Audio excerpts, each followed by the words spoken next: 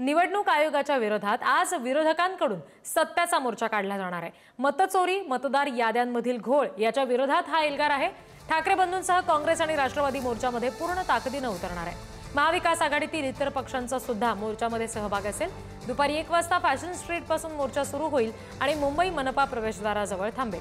मोर्चामध्ये सामील होण्यासाठी कार्यकर्ते मुंबईमध्ये येण्यासाठी रवाना होत आहेत। सध्या आपल्यासोबत मुंबईमधून सुशांत सावंत जोडले गेलेले आहेत, त्यांच्याशी आपण बोलूया। सुशांत, हा जो मोर्चा निघणार आहे त्याचा कशा पद्धतीने नेमका रूट असणार आहे आणि त्या दृष्टीने नेमकी काय काळजी घेतली गेलेली आहे? मुख्य म्हणजे परवानगी आता तरी पोलिसांकडून मिळाली आहे का? रिधी, आपण जर बघितलं असेल तर सत्याचा मोर्चा आज महाविकास आघाडीच्या नेत्यांकडून काढण्यात येतोय। त्यामध्ये मनसे अध्यक्ष राज ठाकरे आणि उद्धव ठाकरे हे स्वतः उतरणार आहेत रस्त्यावर आणि याचमुळे कुठेतरी मोठ्या प्रमाणात पोलीस बंदोबस्त करण्यात आलेला आहे। राज ठाकरे ट्रेनने प्रवास करणार आहेत, याचमुळे चर्चगेट स्टेशन परिसराबाहेर मी दाखवू शकतो या ठिकाणी मोठ्या प्रमाणात पोलीस बंदोबस्त जो आहे तो तैनात करण्यात आलेला आहे। राज ठाकरे खऱ्या अर्थानं 10च्या सुमारास निघतील आणि त्यानंतर दादर ते चर्चगेट असा ते प्रवास करू शकतील। याचमुळे इथे खबरदारीची सूचना जी आहे ती घेण्यात आलेली आहे। मोठ्या प्रमाणात पदाधिकारी ट्रेनने प्रवास करून इथे येतील, त्यामुळे कोणताही अनुचित प्रकार घडू नये यासाठी पोलीस प्रशासन, रेल्वे प्रशासन सज्ज झालेले आहे। इथे पोलिसांची कुमक जी आहे इथे आपल्याला पाहायला मिळते आणि हे संपूर्ण चर्चगेट स्टेशन आहे। या ठिकाणी कुठेही गर्दी होऊ दिली जात नाहीये। आपण जर बघितलं असेल तर रोज या वेळेस गर्दी असते, मात्र आज इथे पोलीस बंदोबस्त लावण्यात आलेला आहे। जर इथे पदाधिकारी मोठ्या संख्येने आले महाविकास आघाडीचे तर इथे कोणताही अनुचित प्रकार घडू शकतो आणि ह्याचीच खबरदारी जी आहे ती पोलिसांकडून घेण्यात आलेली आहे। आपण जर बघितलं असेल तर जवळपास 1च्या सुमारास या मोर्चाला सुरुवात होणार आहे आणि त्या ठिकाणी सगळीकडे बॅनर पाहायला मिळतात। ते रेल्वे स्टेशन परिसरात देखील बॅनर इथे पाहायला मिळतोय। सत्याचा मोर्चा मनसेच्या रेल्वे कामगार सेनेकडून हा रेल्वे स्थानक परिसरात बॅनर लावण्यात आलेला आहे। राज ठाकरे ज्यावेळी ते येतील त्यावेळी मोठ्या प्रमाणात मनसेचे पदाधिकारी जे आहेत ते त्यांना रिसीव्ह करण्यासाठी येतील आणि इथूनच राज ठाकरे हॉटेलला जातील आणि त्यानंतर फॅशन स्ट्रीट इथून ज्या ठिकाणावर मोर्चाला 1 वाजता खऱ्या अर्थानं सुरुवात होणार आहे तिथून चालायला सुरुवात करतील। मात्र राज ठाकरे लोकलने प्रवास करतात, याचमुळे इथे मोठ्या प्रमाणात पोलीस बंदोबस्त तैनात करण्यात आलेला आहे। राज ठाकरे आपण जर बघितलं असाल तर नुकतीच रंगशारदा येथे मेळावा घेतला होता आणि त्यावेळी मुंबईकरांना आवाहन केलं होतं की तुम्ही या सत्याच्या मोर्चामध्ये सामील व्हा। त्याचं प्रमुख कारण हेच आहे की आपल्याला आता लढायचं आहे, कारण ज्या पद्धतीने एक आरोप आहे विरोधकांकडून की विधानसभा निवडणुकीत मतचोरी झाली, मतदार याद्यांमध्ये घोळ झाला। ज्याप्रमाणे तुम्ही म्हणताय की आवाहन तर नेत्यांनी केलेले आहे मुंबईमध्ये येण्यासाठी आणि त्याच्यानुसार निश्चित आता गर्दी सुद्धा जमेल। नाशिकमधून काही कार्यकर्ते आता मुंबईमध्ये येण्यासाठी सज्ज झालेत। नाशिकमधून सध्या प्रतिनिधी किरण ताजणे आपल्याशी जोडले गेलेले आहेत, त्यांच्याशी आपण या संदर्भात आता बोलूया। किरण, तुमच्या मागे अनेक पदाधिकारी आम्हाला पाहायला मिळतात, कोणत्या पक्षाचे हे सगळे पदाधिकारी आहेत, कधीपर्यंत मुंबईत पोहोचतात?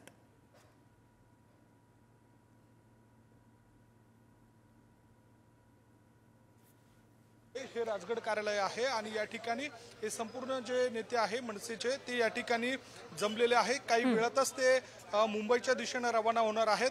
मुंबईत जो मतचोरीच्या मुद्द्यावरनं जो सत्याचा मोर्चा काढला जातोय त्या सगळ्या पार्श्वभूमीवर हे संपूर्ण पदाधिकारी कार्यकर्ते या मनसेच्या कार्यालयापासून निघणार आहे। एक एक करून हे सगळे पदाधिकारी पुढे जाऊन एकत्र होतील आणि मुंबईत होणाऱ्या मोर्चामध्ये सहभागी होणार आहेत। माझ्यासोबत प्रदेश पदाधिकारी मनसेचे आहेत सलीम शेख। मामा, काय नेमकी तयारी झालेली आहे तुमची, कशा पद्धतीने जाणार आहे? बघितलं 2024 मध्ये लोकसभेच्या निवडणुका झाल्या, त्यानंतर लागली 2025ला विधानसभेच्या निवडणुका झाल्या।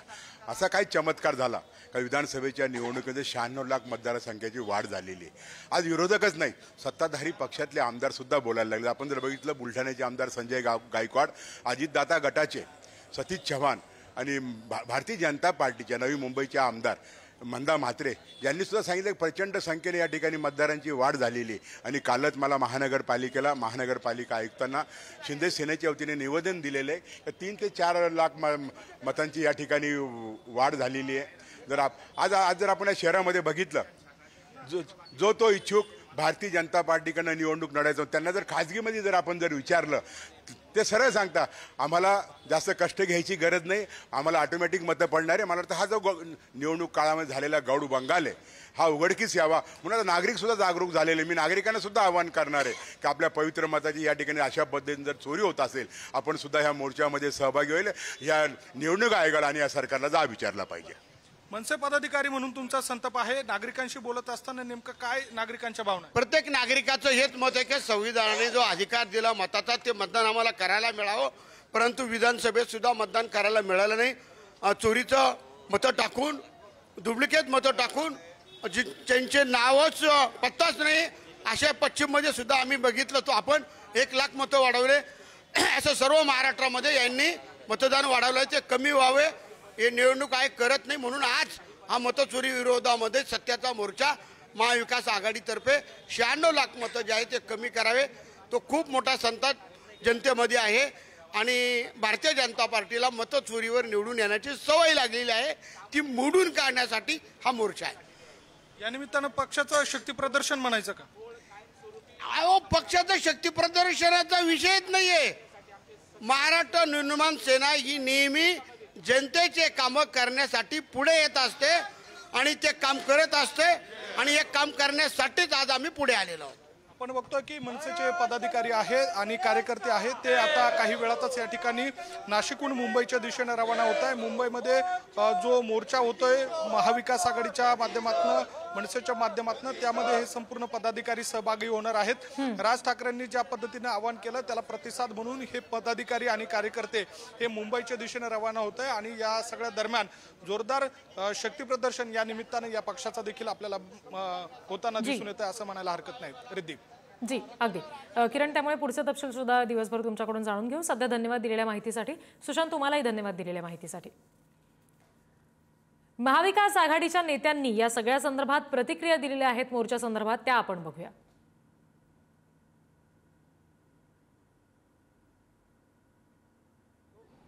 जर हे स्वच्छ केला नाही आणि सरकारचा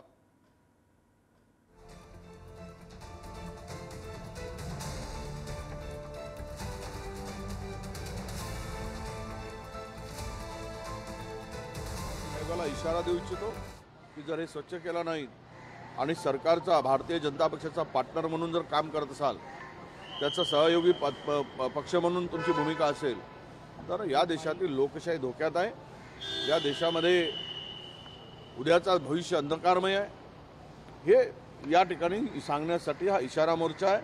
आणि सरकारला आणि निवडणूक आयोगाला हा इशारा देणारा ठरेल की सावधान व्हा, जागेवर या, बेमानी करू नका, आणि बेमानी कराल तर तुम्हाला धडा शिकवल्याशिवाय आम्ही राहणार नाही, हा इशारा देण्यासाठी आजचा मोर्चा।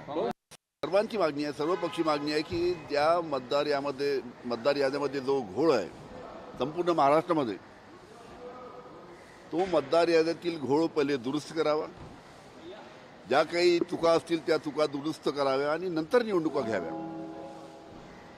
म्हणजे फेअर निवडणुका होतील। कारण की अशा मतदार याद्यामध्ये घोळ असताना जर निवडणुका घेतल्या तर हे निवडणुकीच्या दृष्टीने योग्य नाही, लोकशाहीच्या दृष्टीने योग्य नाही।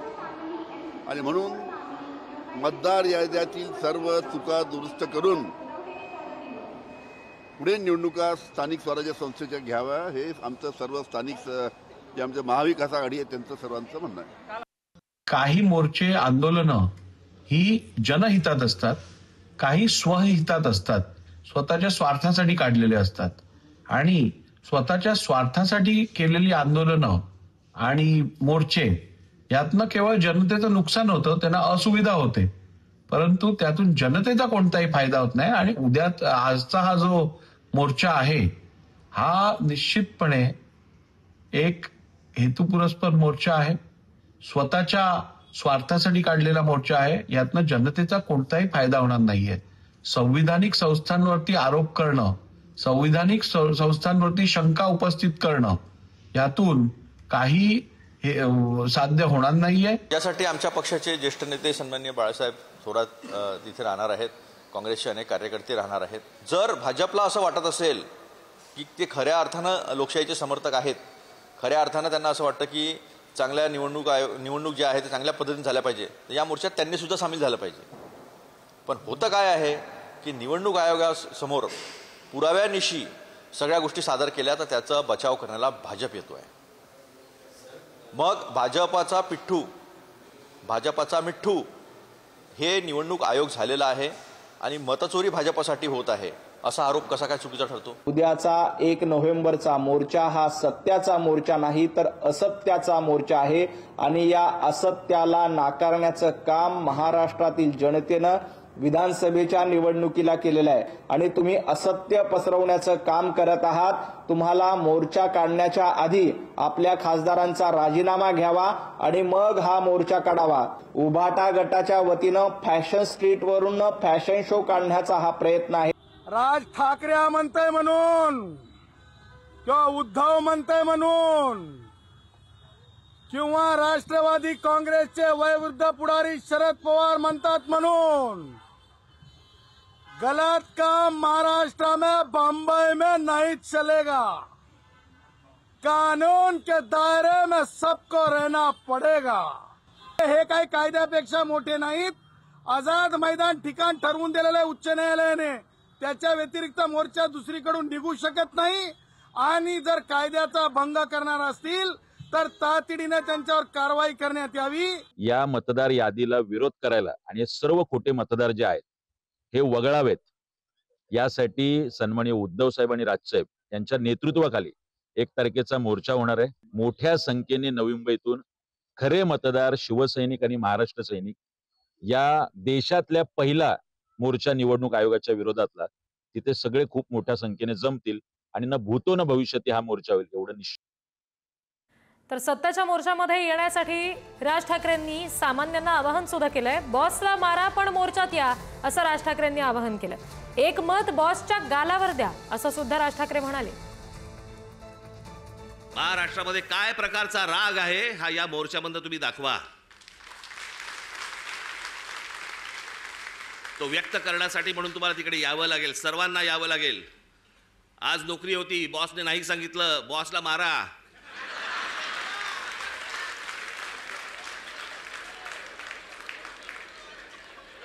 शनिवार पुरता 1 मत त्याच्या गालावर द्या आणि मला असं वाटतं तुमचा बॉस पण मतदारच असेल, त्यालाही घेऊन या. दणदणीत मोर्चा झाला पाहिजे. दिल्लीपर्यंत कळलं पाहिजे महाराष्ट्रामध्ये काय आग पेटली ती.